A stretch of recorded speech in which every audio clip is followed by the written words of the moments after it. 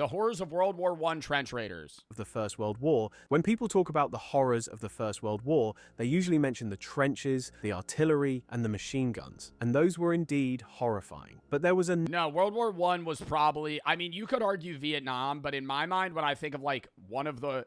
If I had to pick a war I would least likely want to be in modern history, it would be World War I. Having to sit in the trenches and deal with, like, constant bombardment of shells, and then the second you have any moment of peace, you immediately know that they're running at you over no man's land to come stab and shoot you, is horrible. The Vietnam War was also equally as bad, and you could argue that in different ways, and there was drug addiction, and people were fragging, which is where they were killing each other on their own team, or not own team, but own country, like you were killing your own men.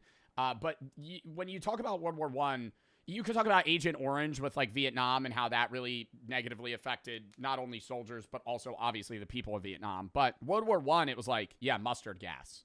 Like, there was gas issues. People, like, it was, like, earlier war development where, like, modern weapons started being used. And it was just a show, dude. Like, I've said this before, but they used to have runners that would run the same message between, like areas, like controlled, like built concrete barriers and like bomb zones. And they would give 5 guys the same letter because they know fucking 3 to 4 of them would die on the way. So they would go, here, 5 of you here's a copy of the same message. Go. And then you would run. And if you made it, you weren't fine. They gave you another letter and you had to run back. Another kind of horror in that war that doesn't get talked about nearly as much, and those were the trench raiders. We're going to tell you everything about their way of fighting, but I have to warn you that some of what you're about to hear is hard to stomach. Now, trench raiders. If you're still here, let's start by understanding what led to hand-to-hand combat. Bro, and the shit that annoys me the most is, like, when they used to call PTSD shell shock, and there's videos of, like, World War I soldiers genuinely having mental breakdowns, and they're like, look at him. What happened? I'm like, dude, you had him in war in a trench for fucking 2 years. And all day, every day, he thought he was going to die, watched all of his friends die. And then now you're shocked that he's coming back a fucked up person. Like, in what everyone thought was a modern way of fighting. And then we'll move from there. In the years leading up to 1914, European military leaders had an almost religious faith in the power of offensive action. That's not shell shock. Shell shock is a term that originated from World War I of soldiers developing extreme combat stress, which is now called PTSD, dork. France in particular, still acting smart despite its humiliating defeat to Prussia back in 1871, developed the most extreme version of this philosophy. French generals preached that an army's sheer will to conquer could overcome any disadvantage on the battlefield, and they genuinely believed it was the key to victory. And if you want to know just how seriously they... I mean, yeah, you could even go into, like, the Russians in, like, World War I, World War II, where it was like they were the most scary people to go against because they had to fight, and if they didn't, their whole family would die. So they had, like, literally nothing to lose. Like, fighting a guy with nothing to lose is the worst thing that you could do. That's why I always say, dude, if somebody bothers you in public that's, like, a random stranger or just, like, a weird guy, don't press him. Let it roll off your back. Because that guy might have nothing to lose. And a guy with nothing to lose is a guy you don't want to fuck with. Because he doesn't care what happens. Took this idea. Consider that a proposal to replace the bright red trousers of French soldiers with something less visible was actually rejected on the grounds that it would hurt this fighting spirit. Now, the bayonet stood right at the center of this whole philosophy. You see, before... Oh my god, or even when you talk about, like, what was that one island they fought on in World War II against Japanese soldiers, where the Japanese people were getting literally, like, demolished, but they never gave up. Like, if they ran out of ammo, they would just attach a bayonet and run at you. Was it Iwo Jima? I don't know. There was, like, some... Yeah, and they would just run at you.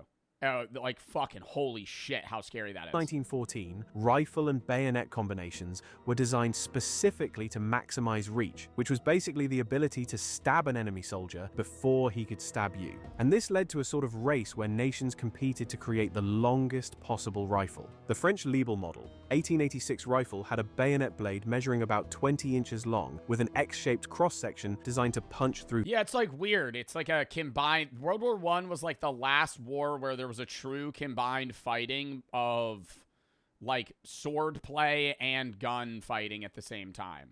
Like, didn't they have cavalry in the beginning of World War I? Thick clothing. Like, there were still people on horseback that were fighting. When you combined that bayonet with the rifle itself, you ended up with a weapon about 6 feet long. The Germans respected its... Bro, like, these are actually... Like, these are teenagers, bro. Like, that's crazy. Deadly effectiveness so much that they gave it a nickname, the French Needle. Well, Germany responded in kind with their own design. The bayonet for the Gewehr 98 rifle had a blade just under 20 inches long, which created a combined length of about 5 feet 9 inches. And this long bayonet was specifically designed to allow infantry soldiers to bring down cavalrymen from their horses, which tells you something about how military planners were still thinking in terms of the previous century's warfare. Training was based on thrust, parry, and lunge techniques, with targets identified as the throat, breast, and groin. French troops trained in formations they called elbow to elbow, specifically for maximum shock effect when they charged. By the way, there was one German bayonet that would become quite controversial once the war started: the saw-back bayonet. This was oh my god. Imagine getting fucking stabbed with that. Issued to pioneer and engineering units, and it had 29 double teeth along its spine for purely practical purposes, like cutting brushwood, wire, and wood for gun positions. But when Allies discovered them on the battlefield, they turned what was basically a tool into a symbol of Germanic barbarism, claiming that the intentionally serrated edge caused far worse wounds than ordinary bayonets. The truth was that the sawback was actually counterproductive in combat and likely to get caught in clothing, but that mattered little for propaganda. German soldiers became so afraid of being captured with these bayonets that most were eventually recalled and had their teeth ground off before being reissued. Going back to the story... Bro, I can't get over the fact that, too, wasn't there a day during World War I think it was on Christmas Day, they all left their fucking holes and, like, hugged each other. And then they go back to fighting? Like, I couldn't do that. Like... I couldn't get under the idea of, like, you go to war, your country's convincing you have to fight for this reason. Whether or not that's true, you know, it depends on the war that you're fighting for and whether or not the reason's valid enough. But you're sitting there and you're, like, staring this other guy eye to eye. You're both, like, men that are probably in their, like, late teens, early 20s. So you're, like, basically just getting out of high school. And... you're going, yeah, we have to kill each other, even though right now you're, like, being joyous with one another. It's so odd. Like, I just couldn't. The actual war began. Yeah, they, like, played games. Yeah, they had soccer. They played. Like, what the fuck? And those generals were eager to prove just how right their tactics were. Well, spoiler. Like, it humanizes them so, like, that's what they want in war, is, like, you don't want to see the other people you're fighting as, like, you. Because that's such a humanizing experience. That it's like, oh my god, I couldn't kill this person. Alert. You already know how the fighting in the First World War would look after just the first couple months. The first of many catastrophes came in August 1914, when France launched the Great Offensive into German-held Alsace-Lorraine. French soldiers advanced in those bright red trousers and blue coats, with bands playing and flags flying, officers leading from the front with drawn swords in the manner of their Napoleonic ancestors. And they marched directly into the killing zone of modern industrial warfare. August 22nd became the deadliest... just to get mowed down, dude. Literally. ...single day in French military history. In just one 24-hour period, 27,000 French soldiers were killed. That was more than on any other single day in the entire history of French warfare. Because you got a dude with a fucking machine gun just holding a line on a trench and you're just running at him. Like, it's almost worse than D-Day because it's like you're outmatched, not just by land, but like technology. Like... so much for the revolutionary, undefeatable tactic. Machine guns and artillery, coupled with barbed wire, mowed down infantry long before they could ever get... like, imagine being a guy, voice crack, imagine being a guy in the French military staring down, like, how long was No Man's Land? It was like 300 yards, 100 to 300 yards. So imagine there's artillery shells bombarding No Man's Land. You see machine gun fire ripping, and your commander's going, all right, we're gonna run through that. Bro, I'd rather just get thrown in like French prison for 10 years for like avoiding my government. Like, it's just like, it's somebody asking you, okay, go die. Like, it's making individual lives. I mean, this is war in general, but it's making individual lives just a numbers game. Like, you're going, we have enough people that at some point they can't kill all of us. Get close to bayonet range. Then the Germans suffered their own catastrophe. But it's like, you lived your whole life. Now you're freshly 19. You know, you're still basically a kid, man. Like, I'm not laughing in the sense that it's funny. It's like, holy shit. You're 19, and now you're like, okay, I just spent my whole life to now die in 5 seconds just acting as a human meat shield for the guy behind me. When they tried the same thing on a massive scale. During the First Battle of the Marne, like, it's so stupid. Crown Prince Wilhelm ordered the same thing on a massive scale. During the First Battle of the Marne, Crown Prince Wilhelm ordered 100,000 German soldiers to fix bayonets and charge 19, some were 16. I say that because that's like they had to sign up then, but yeah, there were people that were like lying to get into the army at like 15. The French lines in darkness. French 75mm guns opened fire into the packed grey ranks of German infantry. German units panicked in the darkness in utter confusion. 2 German units fired on each other at almost point-blank range, and the assault suffered about 15,000 casualties. And these were just some of the similar outcomes of battles early in the war. All those failed offensives and broken charges led to attempts by both sides to outflank each other. But there was a new factor in warfare that made this basically impossible. The first airplanes were now being used to provide aerial reconnaissance, which... Bro, but because they didn't have weapons on the first airplanes, they used to just have motherfuckers that would drop grenades, right? I feel like I learned about this in history, where it was like, they didn't have like mounted turrets or like shit that they could, you know, throw missiles. Like, that wasn't technology, but they had planes. So it was like, you just went up there with like a dude in the back holding a literal machine gun, not like mounted, like he just had a machine gun, and you're just like fucking throwing bombs out of the back. Meant each side could actually see where the attack was or gas, but I'm pretty, when did they outlaw mustard gas? Coming from, and prepare to meet it, with the firepower of new artillery and machine guns that were being used on such a scale for the first time. Infantry charging across open ground was mowed down over and over again, and the survivors had nothing else to do but dig in wherever they stopped in order to survive. Each flanking attempt was met and blocked, and as the fighting moved northward, temporary defensive positions became permanent. In attack after attack during what became known as the Race to the Sea, neither side could outflank the other, and soon both sides had settled into the trench warfare that would define the rest of the war. Opposing lines of trenches now snaked from the Belgian coast all the way to the Swiss border, creating 440 unbroken miles of fortification.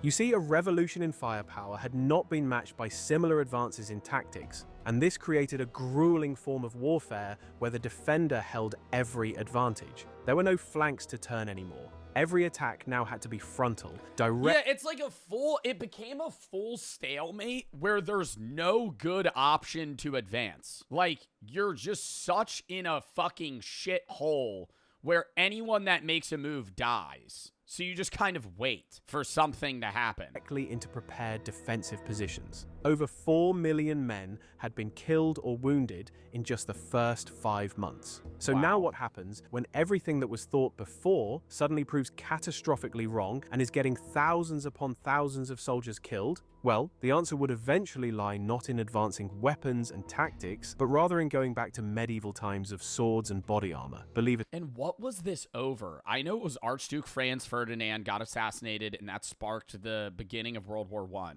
But what was, like, World War II, obviously centralized around Adolf Hitler and the Axis powers, the Allied powers. But, like, what was, like, what were they fighting for fully? It was the Ottoman Empire, yeah, but, like, were they fighting for independent?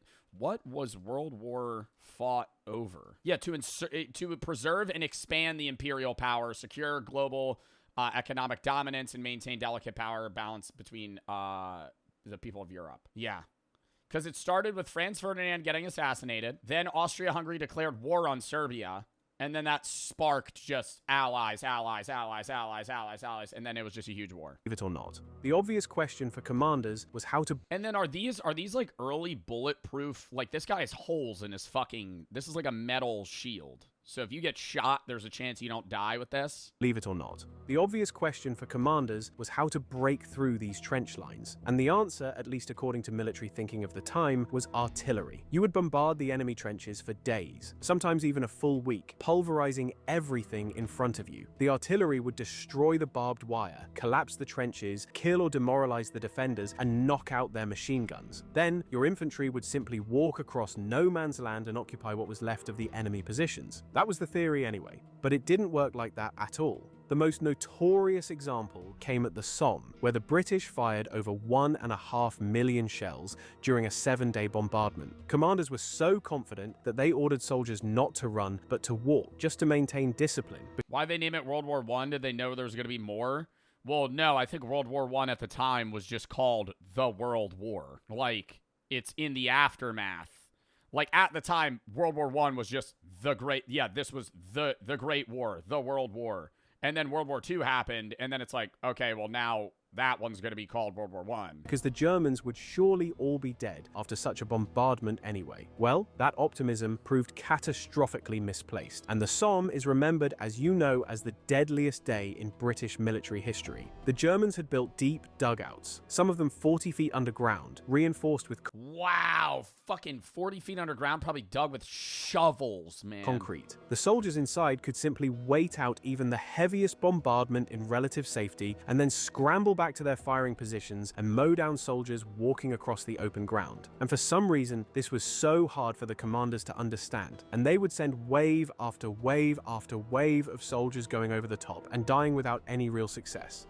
Yeah, because they knew if you were the guy holding your place 40 feet underground, the second you hear that the bombs stop, you run the fuck up with a gun and get ready to shoot people. Even if they managed to capture some section of enemy trenches, there were always 2 or 3 more lines behind it, and the attacking force would be so badly beaten up while taking the first line that they would Joe got drafted, I would cry. If I got drafted, I would not go. Like, what the fuck? I mean, I would try to be a conscientious objector if that didn't work. Yeah, fucking throw me in prison, bro.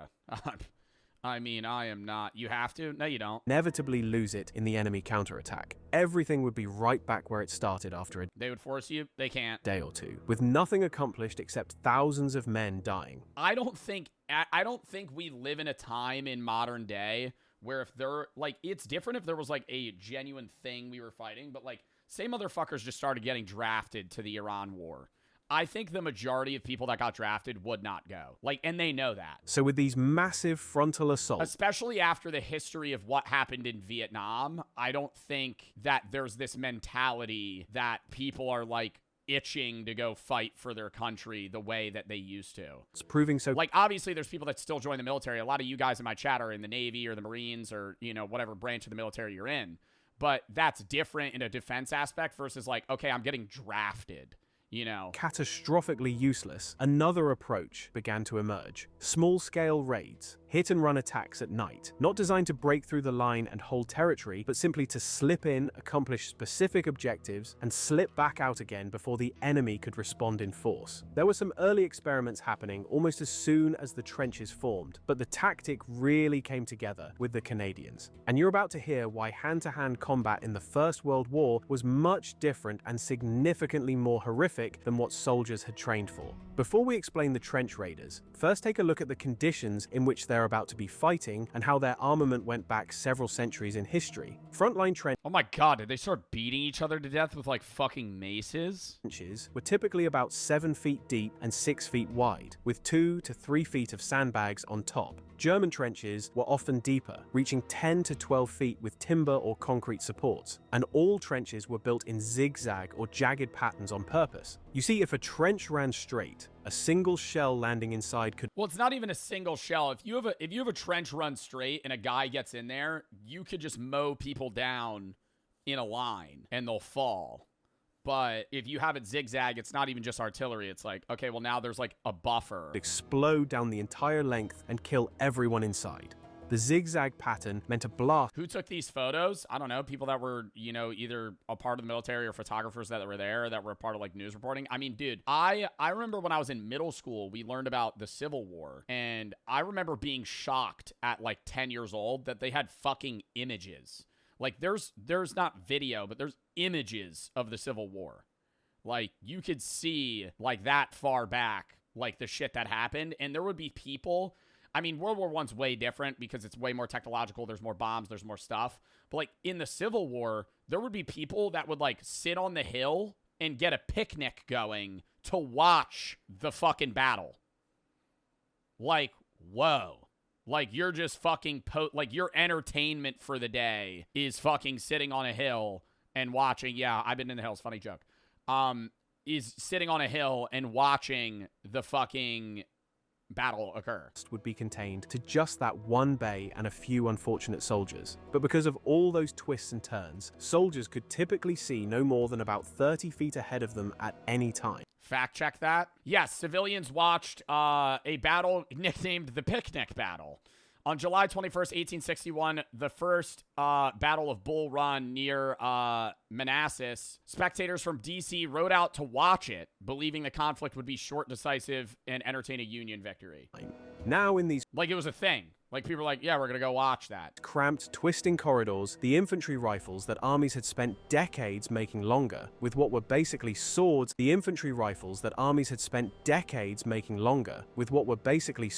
attached to them rather than bayonets, suddenly became the main problem. Bolt-action rifles that were designed for shooting at enemies 300 yards away were basically useless when fighting happened within arm's reach. Another problem was that bayonets... oh, is this where, like, the idea of, like, an SMG or, you know, just, like, a close-range weapon...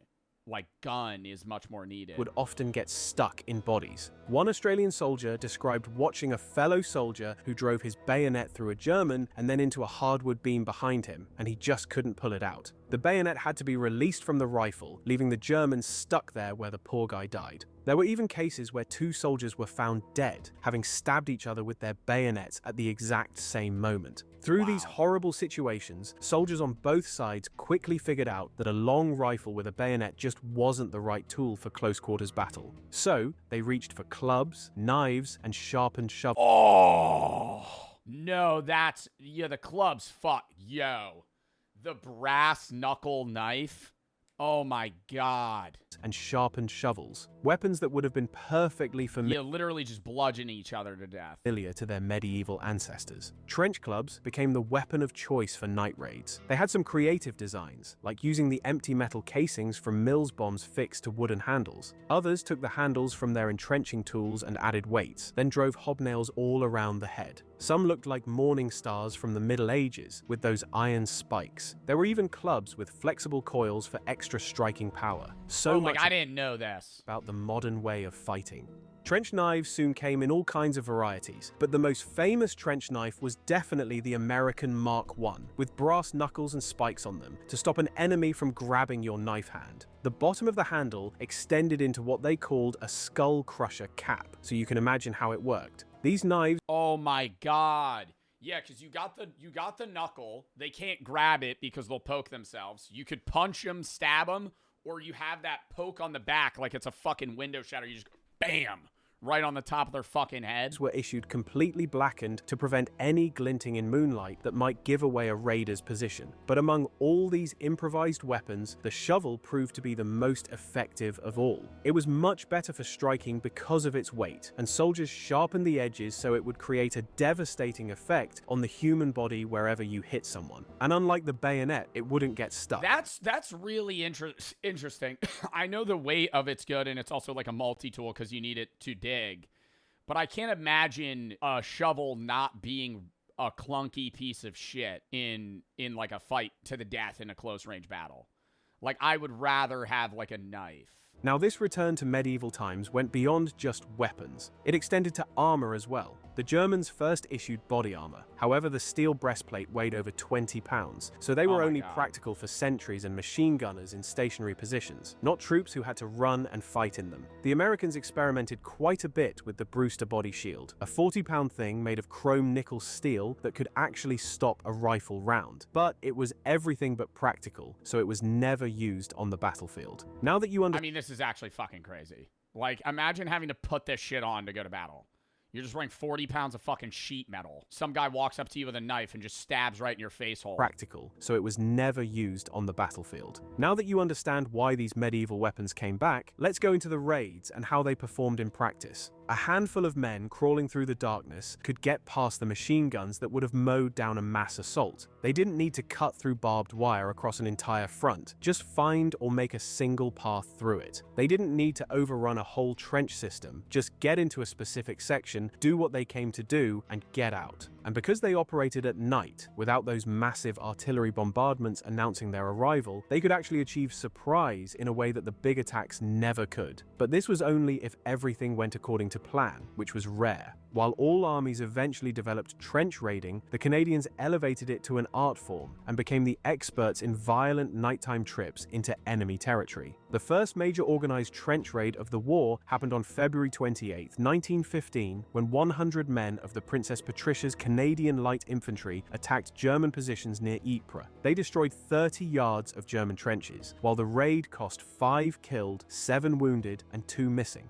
Canadians made another big raid on Petit Du Farm, when 170 volunteers prepared for 10 days with scout patrols, training, and rehearsals. Artillery shelled the enemy wire beforehand, while raiders stripped off anything that could identify them if captured. At 2:30 in the morning on November 17th, they attacked. They achieved complete surprise because the German sentries had taken... Dude, and then I'm sitting here thinking, you do a surprise night raid on a guy. I know they speak different languages, but there had to be so many moments where a guy's going, please don't kill me. Like, literally, like, beg, even if he's speaking in German and you're a Canadian. Like, he's begging for his life and you have to fucking murder him. Like, that's just... cover from the rain. In just 20 minutes, they killed around 30 Germans. This is boring. You're a fucking loser, Laser. I'll see you later. I'm blocking you. And captured 12 prisoners along with valuable intelligence, including new rubber gas masks. The casualties were only 1 man killed, and that was by accidental friendly fire, plus 1 slightly wounded. You see, the objectives of these raids weren't really about taking ground. The most common purpose was intelligence gathering, capturing prisoners who could be questioned to find out which units were facing you, and whether reinforcements were being brought in, and things like that. Raiders also tried to destroy valuable equipment like machine guns. Yo, I'm gonna say this. If you think this is boring, you are a lame motherfucker. This is like, bro, this is like history. This shit happened, bro. There are people that are probably in your family that were a part of this, right? And you're not like, wow, they were bludgeoning each other to death 100 years ago in a fucking trench warfare battle. Wow. Wreck dugouts and simply kill as many enemy soldiers as possible. Valuable equipment like machine guns, wreck dugouts, and simply kill as many enemy soldiers as possible to wear down their numbers. Beyond the practical value, there was also a psychological reason. High Command believed that constant raiding kept the troops aggressive and alert, maintaining what they called the offensive spirit. And there was another purpose that was darker and more cynical. In many... Yeah, you kind of want to... Dude, it's fucked. You kind of want to instill this, like, anger in your soldiers for the other side. Like, you want them to want to kill people. It's not just like, oh, I want to defend my country. It's like, no, you want them to, like, hold disdain for the people that they're fighting. Sectors, soldiers on both sides. That's why they gave them meth. Well, they were giving them meth to stay awake, too. They even did that in, like, World War II and later on. So people would sleep. I mean, dude, that's like more modern shit. I mean, it's not like meth. It's more like an equivalent of meth. But yeah, there was like instances where soldiers have to sleep and you have a guy that's like stuck on artillery that's been up for 36 hours just fucking bombarding people so you don't get rushed and killed. That's probably happened fucking 10 years ago. Happens now. In the military, there's guys that are on fucking drugs just constantly looking at stuff. Had developed what became known as a live and let live system, basically informal truces, where both sides quietly agreed not to shoot to kill. There were agreements. What? Sectors, civ spirit, and there was another purpose that was darker and more cynical. In many sectors, soldiers on both sides had developed what became known as a live and let live system, basically informal truces, where both sides quietly agreed not to shoot to kill. There were agreements not to shell the latrines or attack during breakfast. However, officers used trench raids deliberately to break these arrangements and force their men back into active fighting. Wow. So they had both. There was like groups of people where both sides were like, hey, this is stupid. Let's not kill each other. Like, let's just kind of like, you know, serve our 2-3 years and leave. Before going over the top, raiders blackened their faces with burnt cork or brown grease. They wore thick rubber gloves to handle barbed wire silently and protect their hands. All rattling gear and shiny objects were stripped off. Raiders carried those weapons we mentioned optimized for close-up silent killing. Then, when silence no longer mattered, they used bombs and pistols, and operations were timed to a maximum of 20 minutes, so they could hopefully slip back before the enemy reinforcements would arrive. Did they not have shotguns? Like, I mean, this looks like a shotgun here. This is just an image. But like, what shotguns existed in like 19? There was a Steven hammerless double barrel 12 gauge. Because I'm thinking like that's probably the most effective gun in a trench. You just kind of walk down and fucking slug round, you know? Yeah, they had shotguns, but they weren't as like effective. It's like a double. You know, you're getting 2 shells out, then you got to reload. But it's like, yeah, they had one of these. It's not though. I mean, yeah. I don't know. It depends how they're jumping in. Now actually, And are they all running one way? I feel like at night too. It's pitch black. You're just hearing gunfire go off. Maybe there's like lamps or lights somewhere. But like you're fighting in the full dark. Like, you know how often you probably accidentally killed your fucking teammate? Carrying out a trench raid was an extremely dangerous and complicated business, and the raiders had a whole series of obstacles that could get them killed at any. The trench gun, a Winchester 1897. Wow. That's what I was more so talking about. This shit fucking clears. Like, you're just running.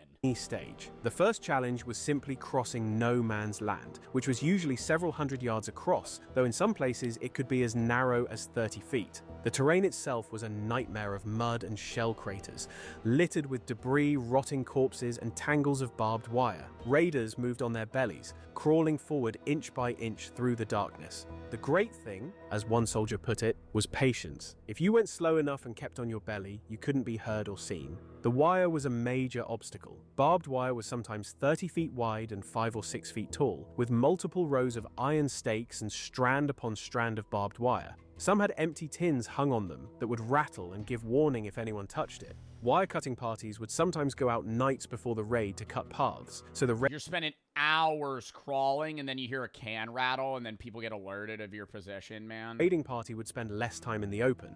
At any moment during the crossing, raiders faced the terrifying possibility of illumination. Both sides used star shells, which were artillery rounds that burst at a certain height and lit up a magnesium flare hanging from a small parachute. When one went up, it blazed brightly for a minute or more, lighting up no man's land like midday sun. The Germans also used pistol flares that gave light for 10 or 15 seconds. The instant raiders saw a flare going up, they would freeze, not daring to move until the light died. Any movement caught in the glare would bring down machine gun fire immediately. One veteran explained that you had to keep your head down and your eyes closed because if you watched the light, your eyes would reflect it, and the enemy sentries. Like, this is making me dude, I can't imagine having to do this. Looking into the darkness would spot you more easily. Then the next thing to take care of were the sentries. Both sides. And you're just literally sitting there praying you don't die. Like, you hear that light go off, you just gotta go for like a minute and just wait. Kept listening posts out in no man's land, in front of the main trench line, specifically to detect enemy parties. If they spotted anything suspicious, like, what the fuck is this, dude? He's got his ear connected to a fucking a trombone. What the hell is this? anything suspicious, they Listening for people? would immediately raise the alarm, and the whole front would start firing into no man's land. So, raiders had to find these listening posts and either avoid or silence them. Standard practice was to creep slowly up on the sentries and then kill them as quietly as possible in the silence of the night. Enemy patrols were another danger. Both sides sent men out into no man's land at night, so there was always a chance that Oh my god, you would have run into another group of fucking people. Oh my god. I didn't even think about that.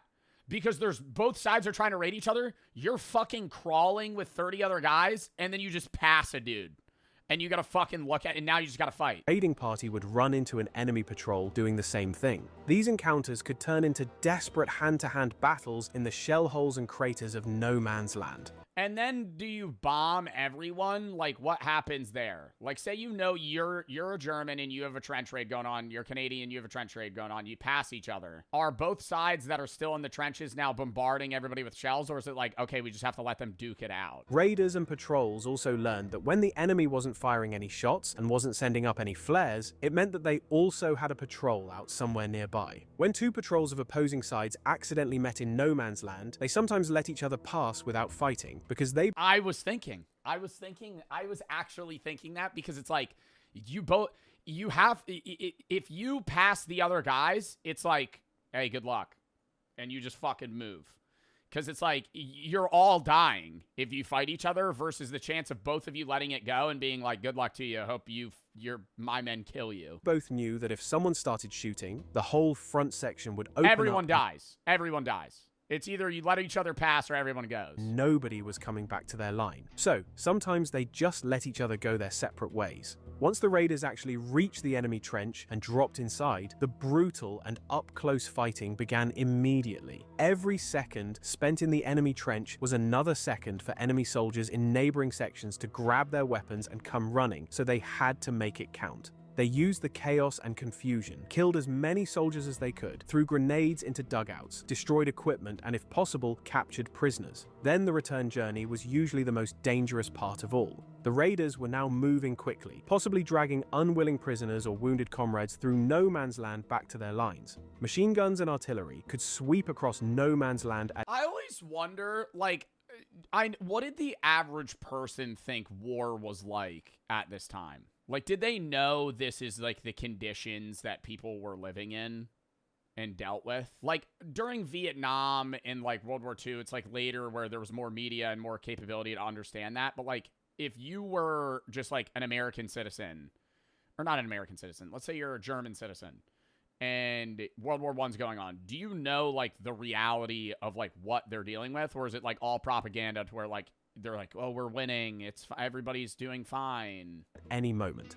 In all that chaos, just kind of feeding you shit and darkness, many raiders got disoriented, lost their sense of direction, and jumped into a trench with a sense of relief, only to realize they had made a terrible mistake. They came back to the enemy trench, where the soldiers inside weren't quite happy to see them. Friendly fire was another concern on the return, even if nothing else had killed you somehow. The sentries in your own trench knew a raiding party was out, but in the confusion of darkness and incoming fire, it was easy for an understandably nervous man to shoot at shapes coming over the parapet. Password systems were set up so returning raiders could identify themselves when challenged, hopefully. Oh my God. But then sometimes the sentry was relieved and the new one didn't get the information. New one didn't get information, or you're just running on like fucking an hour of sleep and you see a guy, your first instinct is, he's going to kill me, I have to kill him. About the raiding party that might be coming back in a few hours. And all of this effort, all of this risk was for objectives that often seem trivial to the men who were dying doing them. Yeah, literally, okay, it's trivial. Okay, we're going to take this trench that's 100 yards ahead of us just to take the next trench, just to take the next trench. The officers 30 miles behind the lines wanted to know what was going on the opposite side. So they simply ordered someone to go and take a look. Many trench raiding operations were never mentioned outside of command because the men simply went out and none of them ever returned. And even if the raid was successful without many casualties, it would likely only bring retaliation the following night. Armies gradually developed purpose-built weapons for trench fighting. The pistol, which had previously been just a secondary weapon or something officers carried, became essential for raiding parties. The British Webley revolver worked well in mud, but it only held 6 rounds. The Colt M1911 was highly prized by the Americans, while the Germans had their Luger. The MP-18 was the real breakthrough for trench fighting. Chambered in 9mm firing at about 400 rounds per minute from a 32-round drum magazine, it gave German stormtroopers devastating firepower in the tight spaces of trenches. Only about 3,000 actually saw frontline combat, but the MP-18 proved the concept worked, and it set the pattern for most submachine guns that came after it. The American contribution to trench weapons was the infamous Winchester Model 1897 trench shotgun. The most interesting thing you've surely heard about this gun was what they called slam fire. Unlike modern pump-action shotguns, the M1897 didn't have a trigger disconnector, which meant it fired. What? So you didn't even... No, it wasn't boom, boom. You just held the trigger down and just pumped. And it would shoot. It would just go doom, doom, doom, doom, doom.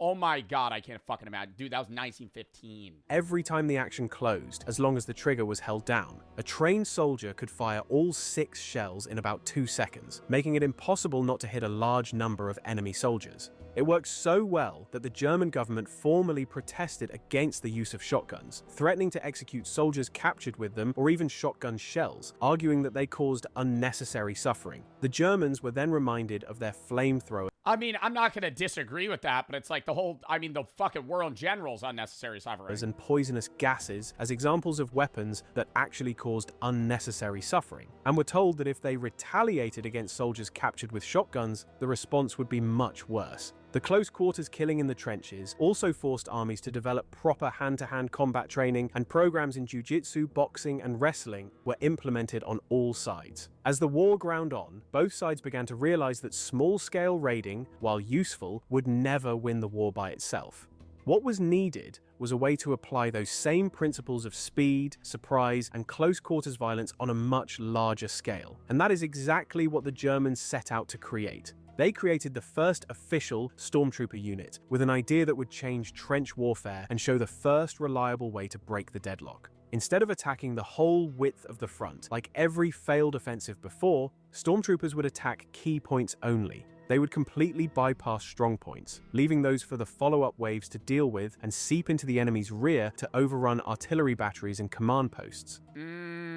So they'd get in, and then they would make it so you're panicking about people coming from all fronts rather than just having to look forward or like left where they're at. Like you're pressuring them to a point where they don't even know where you're going to be coming from. The idea was to cut frontline troops off from their headquarters and supply depots, and the whole system would collapse from within. Now this was a completely then they're just trapped. Different approach from the trench raiders we talked about earlier. Raiders would slip in, gather intelligence, and slip back out. Stormtroopers had a different objective. They would create breaches that regular infantry could then pour through and exploit. This required a complete change in how commanders thought about battle. Junior officers were encouraged to lead through their own personal judgment rather than waiting for orders from above, because independence, quick thinking, and resourcefulness were needed in real time in order to succeed. Stormtroopers were elite soldiers, recruited from volunteers, mostly men under 25 with athletic backgrounds. They carried satchels full of grenades, and when the MP-18 submachine gun became available, stormtroopers got priority for them. They also used Luger pistols with an extended 32-round drum magazine and a shoulder stock. They even had flamethrowers and a lighter version of the MG-08 machine gun that could be brought forward during an attack.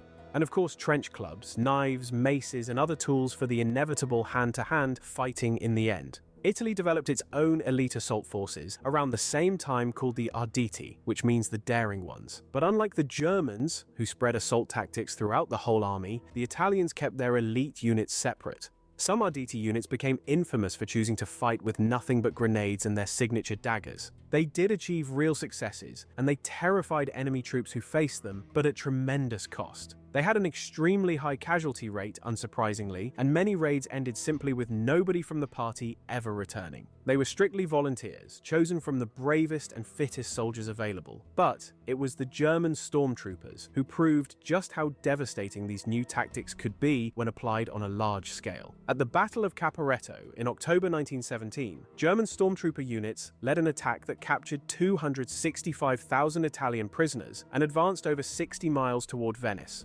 Erwin Rommel, 1917. German stormtrooper units led an attack that captured 265,000 Italian prisoners. What?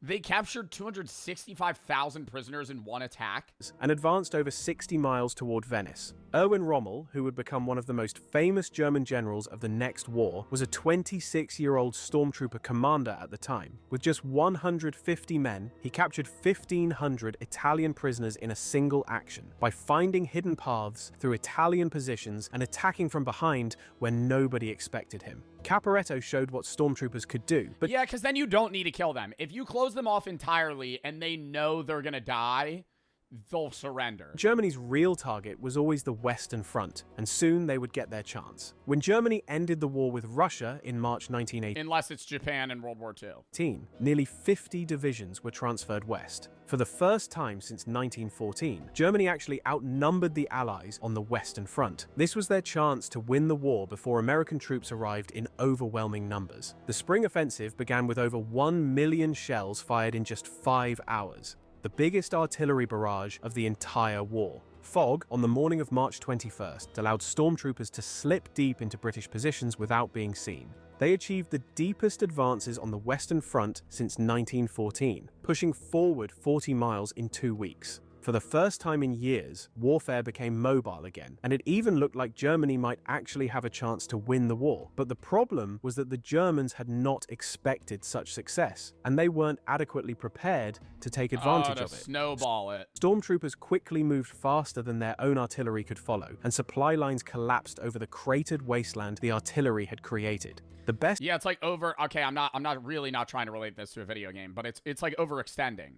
Like, you take an advantage, and then they're just steamrolling, but all the backup that they need is too far behind. So then they're just, like, at a point where they're so far deep, and now there's reinforcements on the other side coming, and they have nobody behind them. Men had been pulled out of regular units and concentrated into storm units, and these elite soldiers suffered disproportionately heavy casualties that simply couldn't be replaced. The offensive eventually stalled, and this failure was part of why Germany ultimately lost the war. What followed was an Allied counterattack with over 400 tanks and the biggest combined force attack until then. By autumn, over 100,000 German prisoners had been taken, and the armistice came on November 11th, 1918. Europe in 1914 was considered the pinnacle of modern civilization, the most technologically advanced society the world had ever seen. And yet this modern war spiraled into the most primal and savage form of combat known to man. Despite artillery, machine guns, aeroplanes, submarines, warships, and tanks, it all eventually ended with clubs and sharpened shovels. Dude, I will watch this Horror of Nuclear Weapons one a different day. This YouTuber is fucking awesome. That was a great video.